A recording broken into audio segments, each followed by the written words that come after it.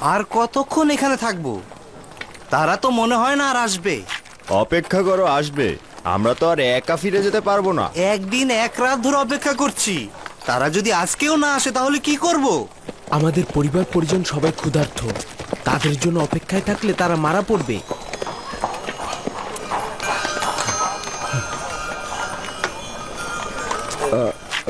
ক্ষমা চাইছি, ওই 10 জন ভাইয়ের কি হয়েছে? আমরা তো চলে যাব। আমরা তো তাদের সম্পর্কে কিছুই জানছি না। তারা কি আসবে? যতটুকু জানি তারা আজিজে মিশরের মেহমান। কখন যাবে সেটা আমি জানি না। আমরা এখন কি করব? তোমরা চলে যাও, তারাও যাবে। তাদের জন্য চিন্তা করো না।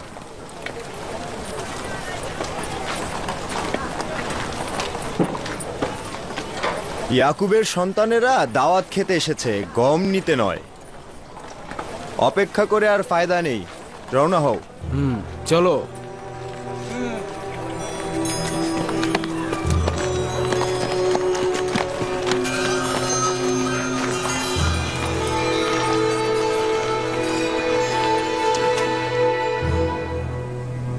আমাদের গোত্র ও পরিবার ক্ষুধার্ত অবস্থায় আমাদের পথের দিকে তাকিয়ে আছে এবং গমের জন্য অপেক্ষা করছে। যদি আজিজে মিশর অনুমতি দেন তবে আমরা যেতে পারি। 3 দিন ধরে আমাদের খাতির যত্ন করছেন। আচ্ছা, কারণটা কি আমরা জানতে পারি? আমরা তো মিশরে খাওয়া দাওয়া আর ঘুমাতে আসিনি। ক্যানানের কিছু অধিবাসীও আমাদের সঙ্গে সফরে এসেছে। যদি চলে যায় তাহলে তারা এতক্ষণ সীমান্ত দরজার কাছে আমাদের জন্য অপেক্ষায় আছে। ওই বেচারিগুলো কি অপরাধ করেছে? সবুর করুন, ফিরে আসছি।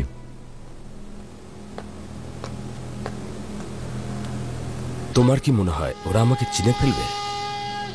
এইটা তাদের চালাকির উপর নির্ভর করবে, কিন্তু আমি ভাবছি সেটা তারা পারবে না। জানি জানি তারা ইউজরসিফকে দেখতে চাচ্ছে ও তাদের উপস্থিতির কারণ জানতে চাচ্ছে। অভ্যর্থনা কক্ষ প্রস্তুত করো। আমার সিংহাসন যতটা পারবে উপরের দিকে প্রস্তুত করবে। এরা আভিজাত্য শ্রেষ্ঠত্বকে খুব মূল্য দেয় এবং দ্রুতই কুদরতের কাছে পরাজয় বরণ করে। তাদেরকে মিলনায়তনে নিয়ে যাও, আমি আসছি। আদেশ শিরোধার্য। যদি আমাকে চিনে ফেলে তাহলে আমার সকল পরিকল্পনা নস্যাৎ হয়ে যাবে। যখন তুমি আমাদের বাচ্চাদের বয়সের ছিলে তখন দেখেছে, তোমাকে তারা চিনতে পারবে না। বাচ্চারা এসো।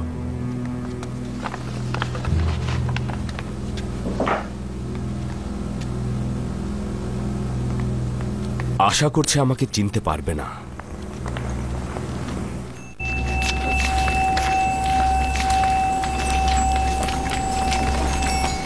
মাননীয় মন্ত্রী মহোদয় প্রবেশ করার সাথে সাথে তাকে তাজিম করে সম্মান প্রদর্শন করবে। অনুমতি দেয়া না পর্যন্ত মাথা তুলবে না, আর সওয়াল না করলে জবাবও দেবে না। আমার কথা মনোযোগ দিয়ে শোনো। সওয়াল করলে সংক্ষিপ্ত জবাব দেবে। যখন তোমাদের ছুটি দেয়া হবে, মনোযোগ দাও, মনোযোগ দিয়ে শোনো। যখন তোমাদের ছুটি দেয়া হবে তখন তাজিম করবে। মহামান্য আজিজে মিশর ও মন্ত্রী মহোদয়, জনাব ইউজারসি প্রবেশ করছেন।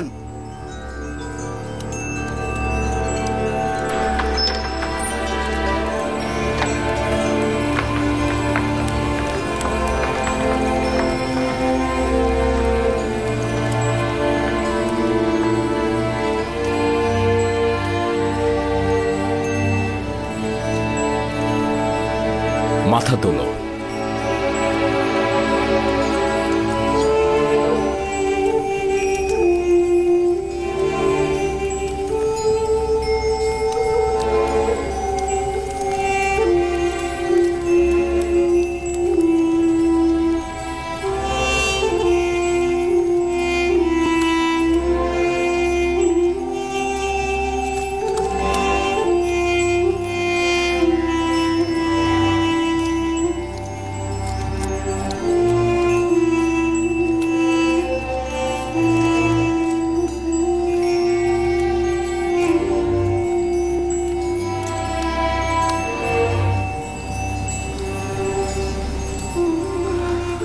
নিজেদের নাম ঠিকানা বলো।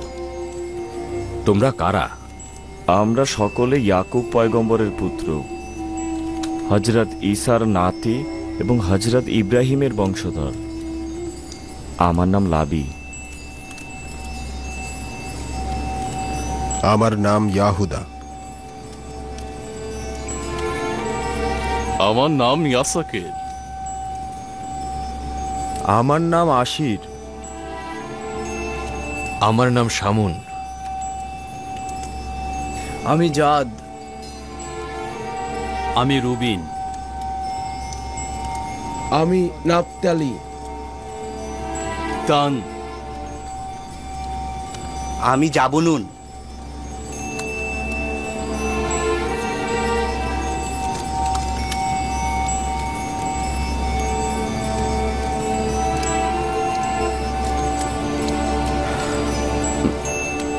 তোমাদের পেশা কি?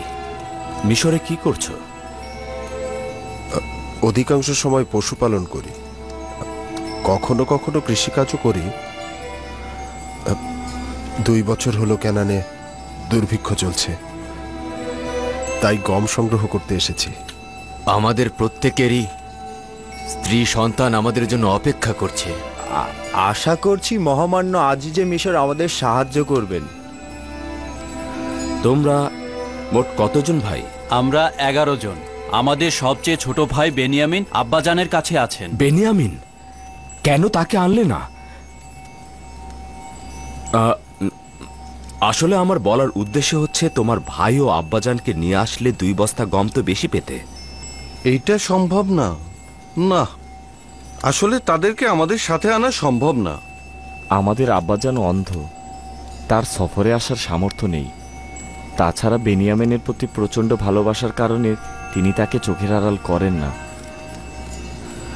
তোমাদের পিতার বেনিয়ামিনকে এত বেশি ভালোবাসার কারণ কি?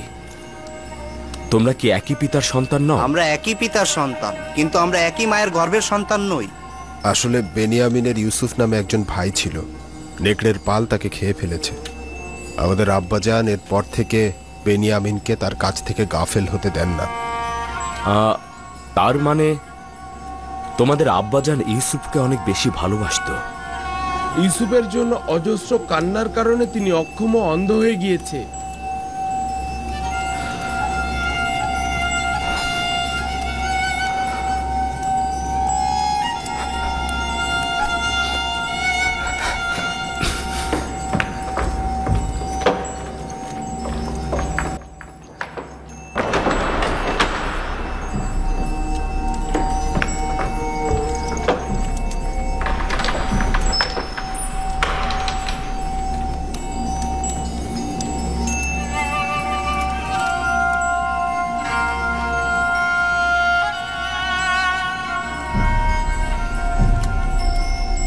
আচ্ছা, আজিজে মিশরকে আমাদের কথায় দুঃখ পেলেন? তেমন কিছু নয়, হঠাৎ ওনার শরীরটা একটু খারাপ করেছে। আশা করছি কিছুক্ষণের মধ্যে উনি আবার আমাদের মাঝে ফিরে আসবেন।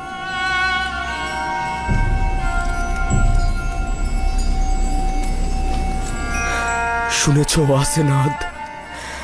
আমার বিচ্ছেদে অবিরাম কাঁদতে কাঁদতে সে অন্ধ হয়ে গেছে। খোদাবন্দি ভালো জানেন গত 30 বছর কি ঝড়টাই না তার উপর গেছে। শান্ত হন খোদা নবী, মেহমানগণ আপনার অপেক্ষায় আছে। এমন না হয় তারা আপনাকে সন্দেহ করে। আফসোস যদি আব্বাজান থাকতো, তার চোখ দুটোতে চুম্বন এঁকে দিতাম, তার পদযুগলে পবিত্র পানি দিয়ে ধুয়ে দিতাম। আমার বিচ্ছেদে যে কষ্ট তিনি বহন করেছেন তার প্রতিদানে আমি কি দেব? খোদার ইচ্ছায় যেহেতু মিশরে এসেছেন, তাদের অন্তরের ব্যথা বেদনাও মুছে যাবে।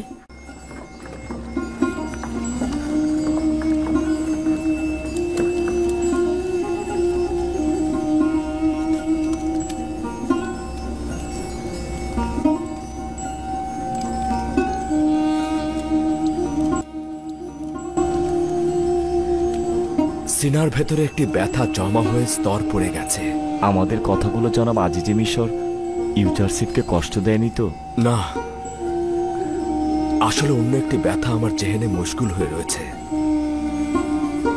আর কেন যেন তোমাদের কথা আমি বিশ্বাস করতে পারছি না। মনে হচ্ছে একটা হাকিকত তোমরা নিজেদের মধ্যে লুকিয়ে রেখেছো। আমরা জনাব মন্ত্রী মহোদয়কে আশ্বস্ত করছি, আমরা হাকিকত ছাড়া কিছুই বলিনি। আচ্ছা, তোমরা কি ওই নেকড়ে খাওয়া ভাইটাকে ভালোবাসতে?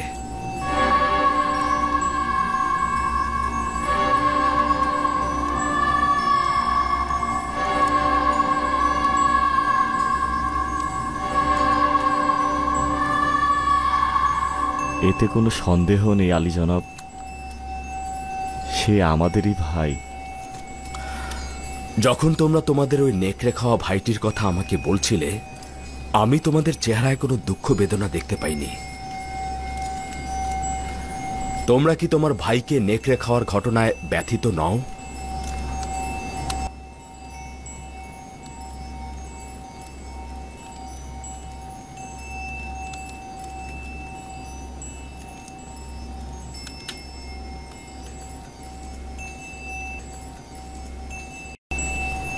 আমার শুধু মনে হচ্ছে তোমরা হাকিকতটা লুকিয়েছ। কিন্তু আলী জনাব, আমরা আপনাকে সত্যি কথাটাই বলেছি। জানি না আমাদের সম্পর্কে আপনার ধারণাটা কেমন। আচ্ছা বলো তো, কোথা থেকে বুঝবো তোমাদের এই কথাগুলোর মধ্যে আসল নিয়ত লুকিয়ে নেই? এমনও তো হতে পারে যে মিশরের হুকুমতে বিশৃঙ্খলা ও অন্য কোনো অর্থনৈতিক উদ্দেশ্যে তোমরা এখানে এসেছো। কি করে বুঝবো যে তোমরা অন্য কোনো বাদশার ভাড়া করা গুপ্তচর নও? না আলী জনাব, এই অপবাদ আম্বিয়ার পুত্রদের প্রযোজ্য নয়। আম্বিয়ার সন্তানগণ এই সব অপবাদ থেকে মুক্ত আলী জনাব। মনে হচ্ছে তোমরা পয়গম্বরের সন্তানদের অপরাধ সম্পর্কে অবগত নও, যেমন হজরত নূহ ও হজরত আদমের সন্তান, এবং কাবিলের অপরাধ সম্পর্কে তোমরা বেখবর। তাই কি করে বুঝবো তোমরা হাকিকত বলছো? আমরা হাকিকত বলছি জনাব, কসম করে বলছি। কসম করার পরিবর্তে পরবর্তী সফরে তোমাদের ছোট ভাইকে তোমরা সঙ্গে করে নিয়ে আসবে। তাকে দেখার পর তোমাদের কথার সত্যতা প্রমাণিত হবে। দেখতেই তো পাচ্ছ, আমি যেমন খুব ভালো মেহমানদারিত্ব করি, ঠিক তেমনি প্রতিজ্ঞা অনুযায়ী গমও প্রদান করি। যদি তোমরা তোমাদের ভাইকে সঙ্গে করে নিয়ে আসো তবে সেও তার ভাগের অংশটুকু পাবে, আর যদি নিয়ে না আসো তবে পরবর্তীতে তোমরা আর গম পাবে না।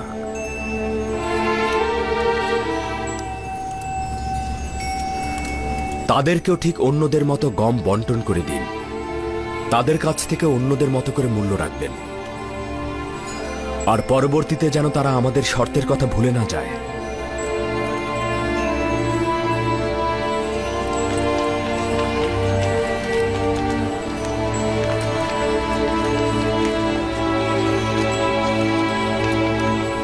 খোদা তোমাদের হেফাজত করুক। আশা করি খোদা তোমাদের অপরাধগুলো মাফ করে দেবে। তোমরা তোমাদের পিতা ও ভাইয়ের উপর জুলুম করেছ, আমি সেটা ভুলে গেছি। আশা করছি আব্বা যেন সেটা ভুলে যাবেন।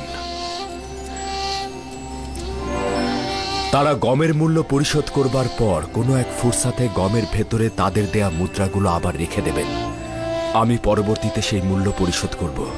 আদেশ শিরোধার্য, গোস্তাকি মাফ করবে। কি হলো খোদার নবীর যে ভাইদের কাছে নিজের পরিচয় গোপন করলেন? তাদের এখনই জানা উচিত নয়, পরবর্তীতে সময় মতো ফাঁস করব। জি জনাব।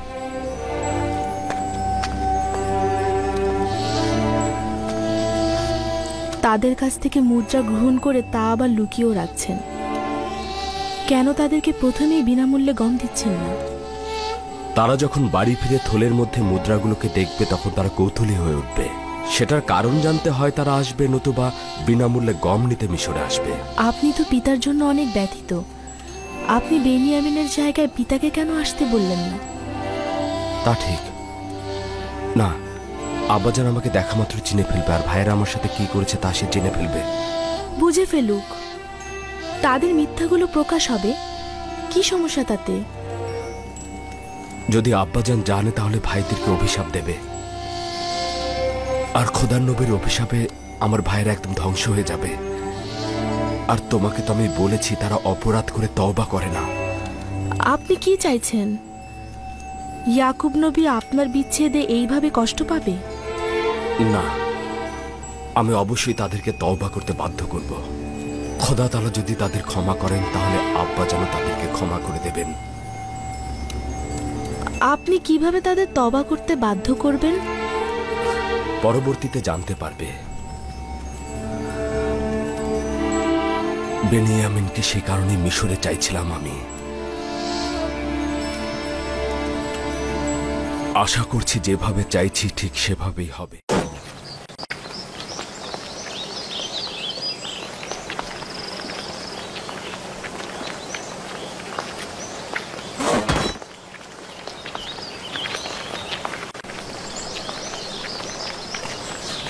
কেন জানি না মনে হচ্ছে আজিজে মিশরকে কোথায় যেন দেখেছি। তোমাদের কারো কাছে পরিচিত মনে হয়নি? হ্যাঁ, মনে হচ্ছে। আমার মনে হচ্ছে আজিজে মিশর ভেড়া চড়াতে এর আগে কয়েকবার মরুভূমিতে গিয়েছিল। সত্যি বলতে কি লাভি, আমারও মনে হচ্ছে আমি যেন তাকে কোথায় দেখেছি।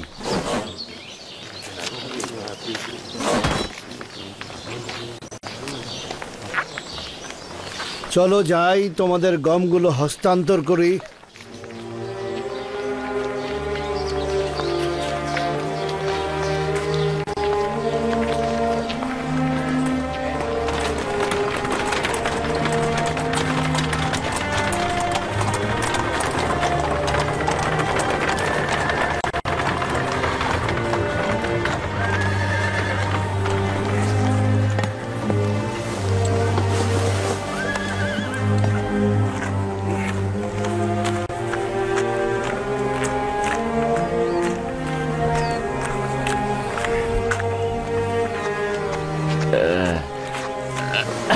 এইটা আবার কি জনাব মিনিসাবু? হ্যাঁ, এটা তোমাদের হাদিয়া। এই আটা সফরের সময় ব্যবহার করবে, বুঝলে? খামির বানিয়ে রুটি তৈরি করতে পারো তো নাকি? হ্যাঁ, অসংখ্য শুকরিয়া আপনাকে, অসংখ্য শুকরিয়া।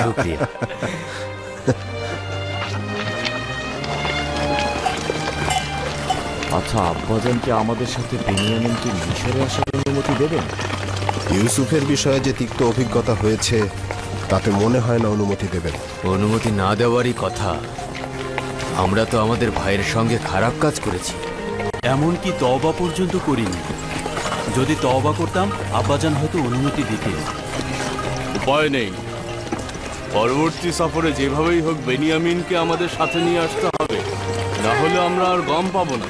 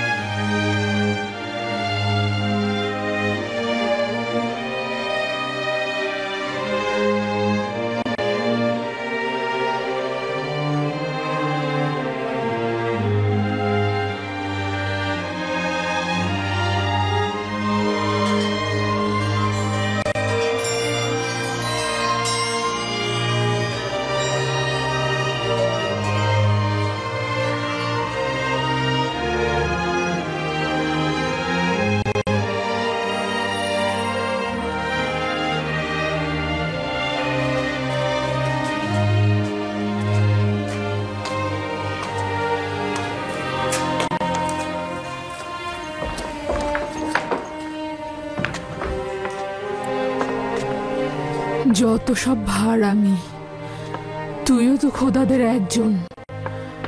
আমন অন্যান্য খোদাদের ইবাদতখানায় দেখতে আসতে বাধ্য হতাম, তাদের সম্মুখে দাঁড়াতাম যেন কথা বলতে পারি। কিন্তু ইউসুফ নিজের কামরায় অথবা যে কোনো জায়গায় বসে তোমার সাথে কথা বলতে পারত। কয়েকদিন পূর্বেও একাকিত্ব বোধ করতাম, কিন্তু এখন অনুভব করি আমার দেহ জুড়ে তুমি আছো। আজ আমার পুরো একাকী অবস্থায়, যেখানে কেউ আমার পাশে নেই, সেখানেও আমি অনুভব করছি করতে পারছি তুমি আমার কিনারায় রয়েছো। আমি জানি না তুমি কে বা কি, এও বলতে পারছি না তোমার প্রতি ঈমান এনেছি, কিন্তু অনুভব করতে পারছি তুমি আমার পাশেই রয়েছো, সর্বক্ষণ আমাকে নজরে রাখছো। শুধু চিন্তা করছি আবার না একাকী হয়ে যাই আমি। হে ইউসুফের খোদা, তোমার কাছে আমার একটাই চাওয়া, আমাকে ত্যাগ করো না। আমি একাকিত্ব ও নির্বাসনকে ভয় পাই। আমি একাকিত্ব ও নির্বাসনকে ভয় পাই। সে পুরোপুরি একাকিত্ব এবং অন্ধত্বের সাথে অভ্যস্ত হয়ে গেছে।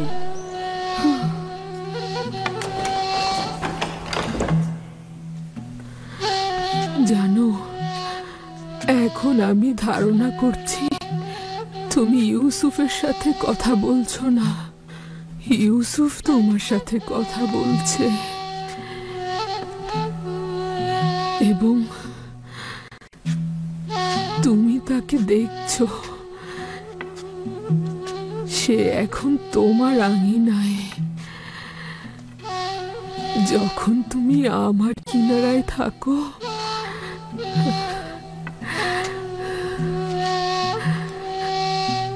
তখন অনুভব করি ইউসুফও আমার কিনারায় রয়েছে। আমরা দুজনই তোমার আঙিনায় বিচরণ করছি। শুক্রিয়া, শুক্রিয়া, তুমি আমাকে দেখে রাখছো, অন্ধকার রজনীকে আলোকিত করছো। এই রজনীগুলোতে কোনরূপ ভয় ভীতি ছাড়াই আমি ঘুমোতে পারছি। অনুভব করছি তুমি সর্বদা জাগ্রত এবং আমাকে সব সময় দেখে রাখছো।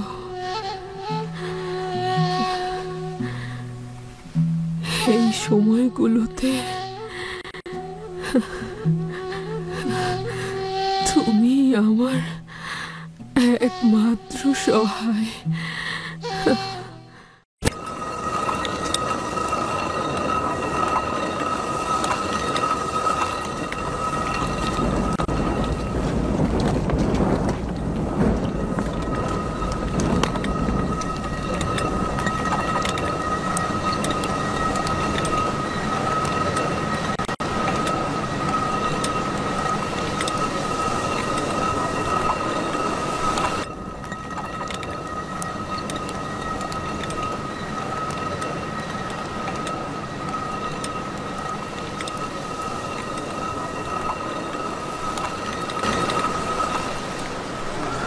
নবীর পরিবার অপেক্ষা করছে।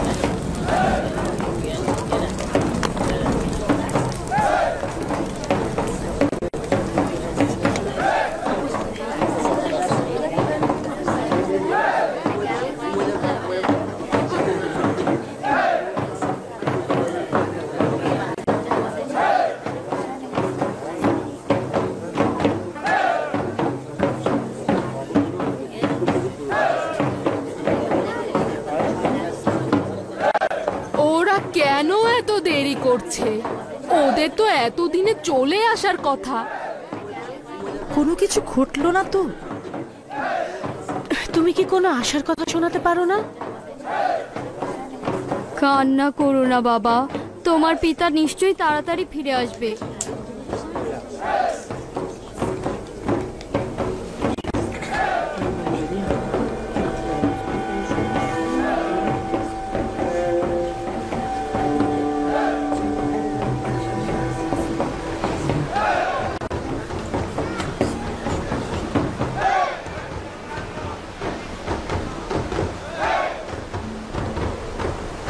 তারা কেন দেরি করছে? ক্যানানবাসী তো গতকালই চলে এসেছে।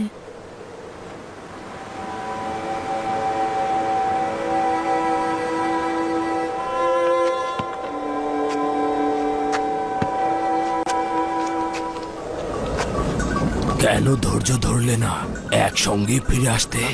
আমরা জানতে পারছিলাম না কতদিন দেরি হবে। কয়েকদিন সবুর করতে পারতাম, কিন্তু যদি না আসে।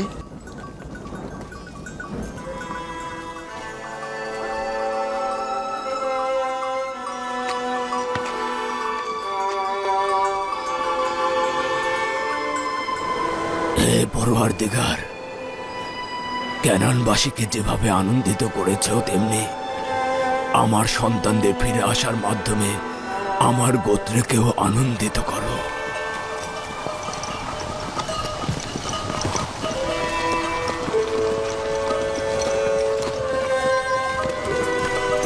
আমাদের অপর সঙ্গীরা হয়তো এতক্ষণ ক্যানানে পৌঁছে গিয়েছে। তারা আমাদের 3 দিন পূর্বে রওনা দিয়েছিল। হ্যাঁ, আমাদের পরিবারের সকলে চিন্তা করছে। তারা ভাবছে আমরা হয়তো কোনো দুর্ঘটনায় পড়েছি।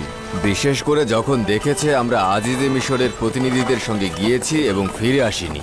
হ্যাঁ, হতে পারে তারা ভাবছে আজিজে মিশর আমাদেরকে কি বিপদেই না ফেলেছে। আমাদের একটু দ্রুতই যেতে হবে। চলো চলো, তাড়াতাড়ি পথ চলো।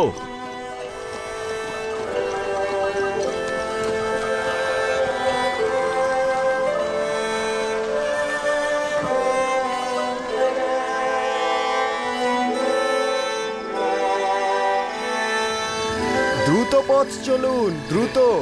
রুটির কি আজব সুঘ্রাণ আসছে। হ্যাঁ,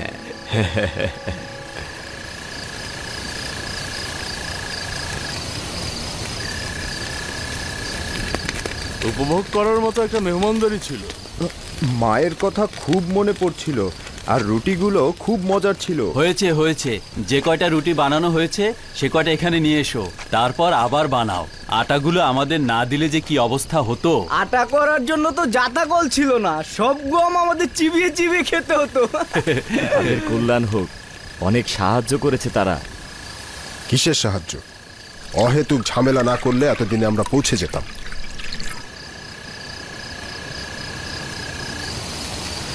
আচ্ছা, আমাকে সত্যি করে বলো তো, তুমি কি বেড়াল নাকি যে অন্যদের মহব্বত স্বীকার করো না?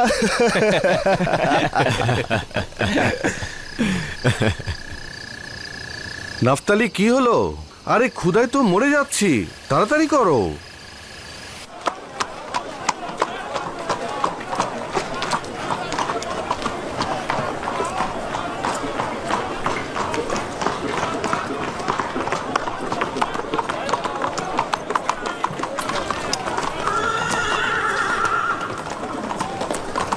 জনাব রুদামন, জনাব রুদামন, আপনাকে দেখে আমি অনেক খুশি হলাম। বার্নাভোরিয়াস, আমার প্রিয় ব্যক্তি, কি করছো? দেখতেই পাচ্ছেন আপনার পূর্বের দায়িত্ব আমার উপর অর্পিত হয়েছে। আমি দীর্ঘদিন তেবসের বাইরে ছিলাম। এখানকার খবরাখবর কি? তেবসের সকল খবর এক জায়গাতে গিয়েই খতম হয়, সে হলো ইউজার্সি। ইউজার্সি, ইউজার্সি। তার নাম এখন শুধু তেবসে নয়, মিশরের সব জায়গায় সবার মুখে মুখে। মিশরের মানুষ জানার পূর্বেই আমি এবং তুমি এই নামটির সঙ্গে পরিচিত ছিলাম। আমি তাকে যুদ্ধের কলাকৌশল শিখিয়েছি, আর সে আমাকে মনুষ্যত্ববোধ শিখিয়েছে। সে এখন কোথায়? আপনি তো জানেন, সে যদি না থাকতো আজ নীলিফার কোপ্তার জায়গায় আমি হাজতে থাকতাম। এখন সে তেবসের কার্যাবলী ও আমনের ইবাদতখানা নিয়ে ব্যস্ত। বানু জুলেখার কি খবর? অনেক দিন তাকে দেখি না। বানু জুলেখাও অন্ধ হয়ে গেছে, ওইখানে বসে থাকে। তাই নাকি? আজ তো আসেনি দেখছি। দাঁড়ান, দেখে আসি।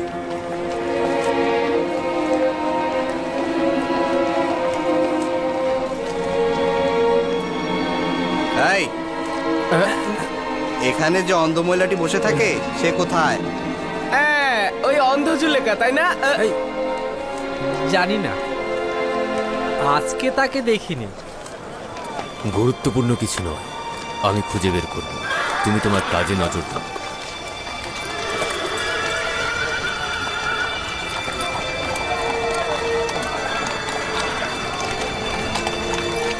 এই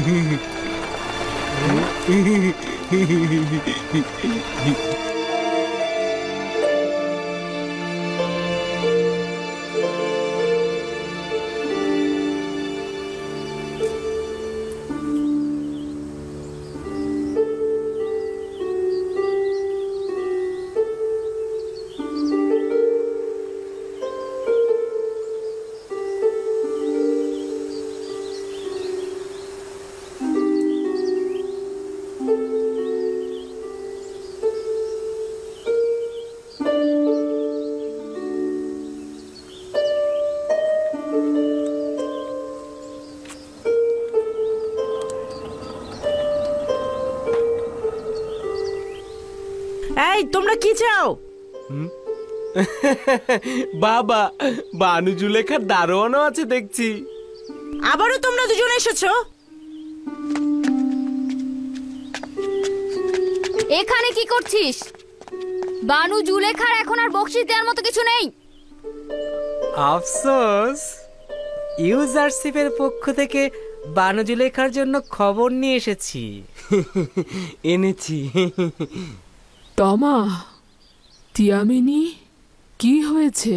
এরা কারা? বানু, ওই দুইজন ভব ঘুরে আবার এসেছে। গুরুত্বপূর্ণ খবর রয়েছে জুলেখা। আহাম্মক, বানু জুলেখা, বুঝেছিস? বানু জুলেখা।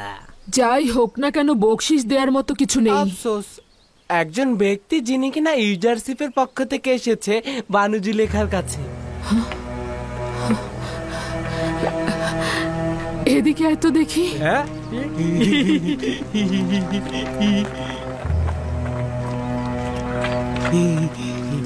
আপনার খেদমতে রয়েছে বানু।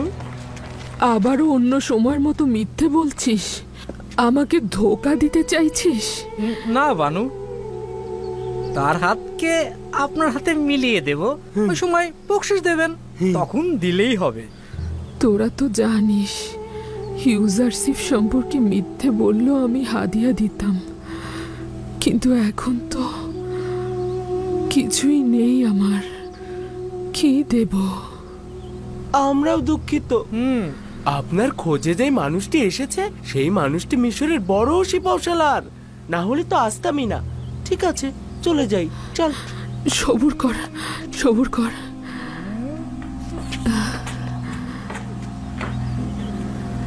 একটু দাঁড়া, আমি ফিরে আসছি।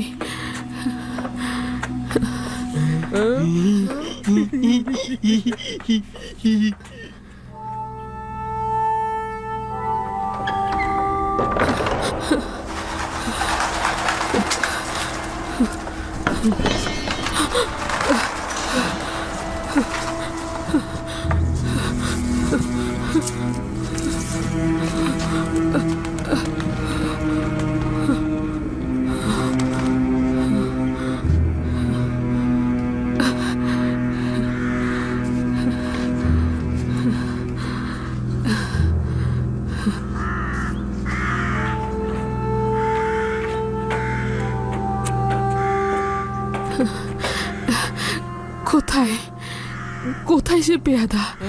হাদিয়া নিয়ে যায় এখন, তারপরে তাকে নিয়ে আসবো, একদমই চিন্তা করবেন না। আগে ওই পেয়াদাকে এখানে হাজির কর, তারপর নিজেদের হাদিয়া নিবি। বানু, আমরা তো হাদিয়া গ্রহণ না করে আপনাকে খবর দিতে পারবো না।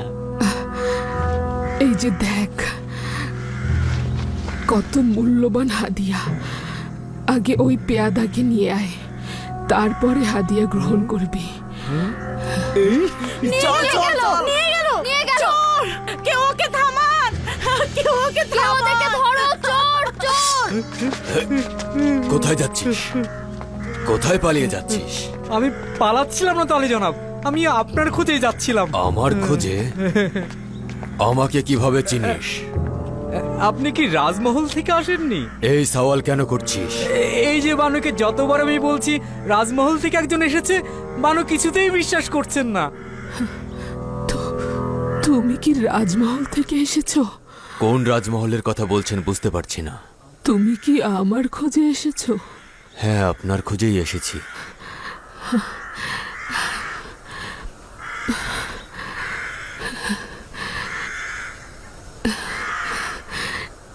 আছে, তুমি যাও, ওকে ছেড়ে দাও, ওকে ছেড়ে দাও। কিন্তু আমনের ভাস্কর? তেমন কিছু না, আমি ওকে হাদিয়া দিয়েছি।